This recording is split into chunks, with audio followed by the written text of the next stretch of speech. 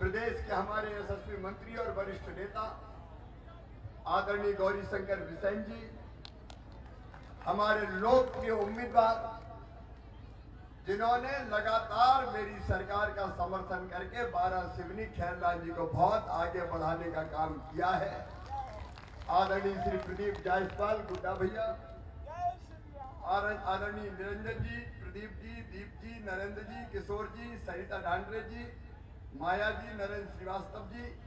चूंकि मेरी अभी कटंगी में, कटंगी के बाद फिर कुंडम में, कुंडम के बाद फिर भोपाल में भी सभाएं हैं, इसलिए आदरणीय मंच, समय ज्यादा नहीं है, आदरणीय मंच और यहाँ उपस्थित मेरी बहनों, मेरे भाइयों, भांजे भांजियों, आप सबको प्रणाम, आप सबको नमस्कार और धनतेरस की शुभकामनाएं। मेरी लाडली बहनों को भी पैसा मैं 10 तारीख को डालता था, लेकिन धनतेरस के पहले 7 तारीख को ही पैसा डाल दिए। खूब खरीदी करो मेरी बहनों। देखिए, मैं सरकार नहीं चलाता, मैं परिवार चलाता हूं। परिवार, आप सब मेरे परिवार। अजय ईमानदारी से बताओ, मैं मुख्यमंत्री लगता हूं कि भैया? और भांजे भांजियों का मैं तो मामा और भैया हूं। और इसलिए मेरी बहनों, आपकी तकलीफ में देखता था कि गरीब बहन को, निम्न मध्यम वर्गीय बहन को अगर 1000-2000 रुपए की जरूरत भी पड़े तो हाथ फैलाना पड़ते थे। कई बार जरूरत पूरी नहीं होती, बच्चों की छोटी छोटी जरूरत पूरी नहीं कर पाती थी, तो मन में दुख होता था, दर्द भी होता था।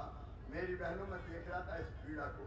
पहले हमने लाडली लक्ष्मी बनाई, एक ने कई योजना बनाई, उनको बताने का समय नहीं है, लेकिन मैं बहुत बेचैन था कि शिवराज ऐसा कुछ कर कि बहनों की ये तकलीफ दूर हो जाए।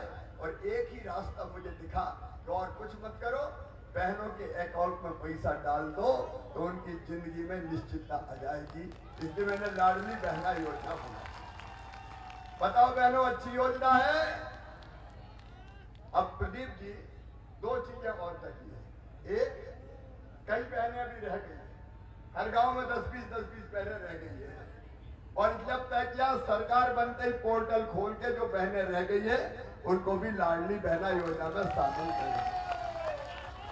नंबर 2, बेटियों ने मुझसे कहा कि मामा हमारे साथ बेईमानी हो गई। इनका क्यों? बोले आपने शर्त लगा दी कि 21 साल में शादी हुई तो देंगे, हमें इतनी जल्दी शादी नहीं करना, हमें तो पढ़ाई करना है। तो मेरी लाडली बेटियों, शादी हुई हो चाहे शादी नहीं हुई हो, 21 साल से ऊपर की उम्र की बेटियों के खाते में भी ये पैसा दिया जाए। और जैसा प्रदीप भैया कह रहे थे, कोई 1250 थोड़ी रखूंगा, पैसे की जुगाड़ कर रहा हूं भाई,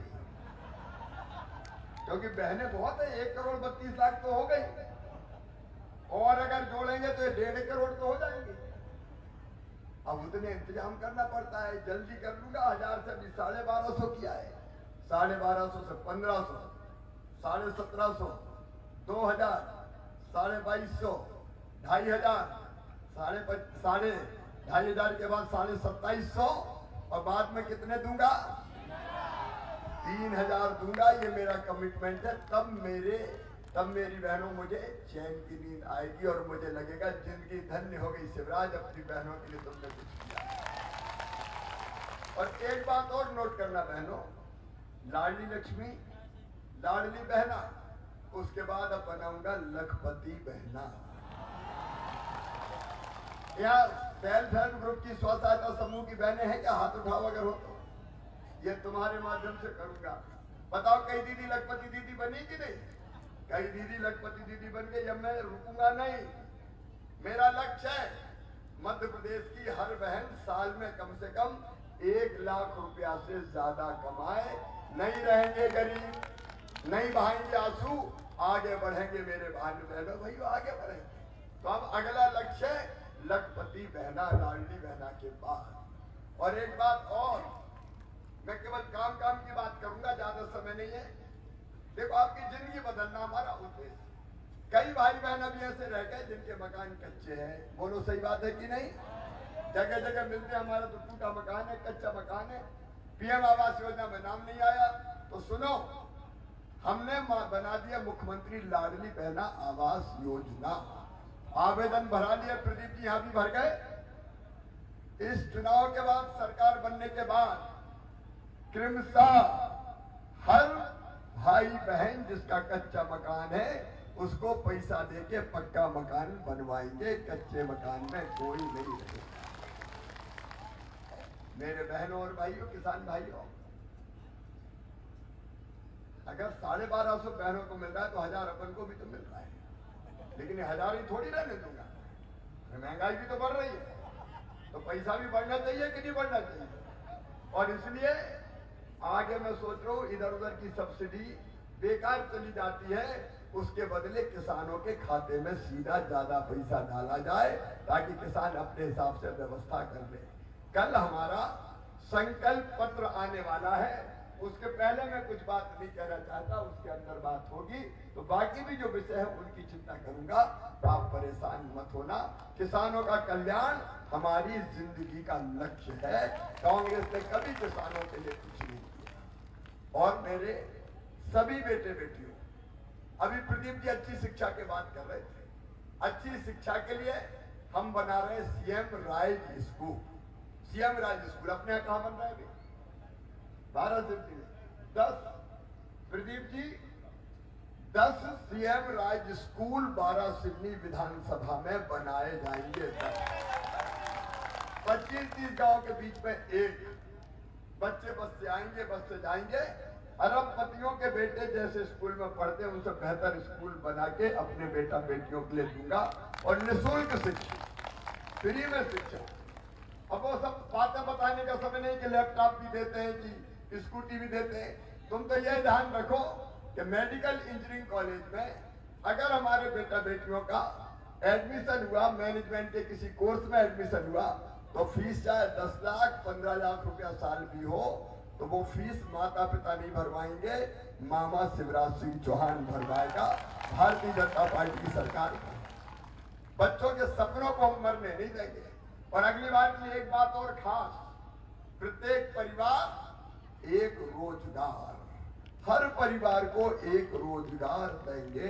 प्रत्येक परिवार, आप बोलो एक रोजगार। प्रत्येक परिवार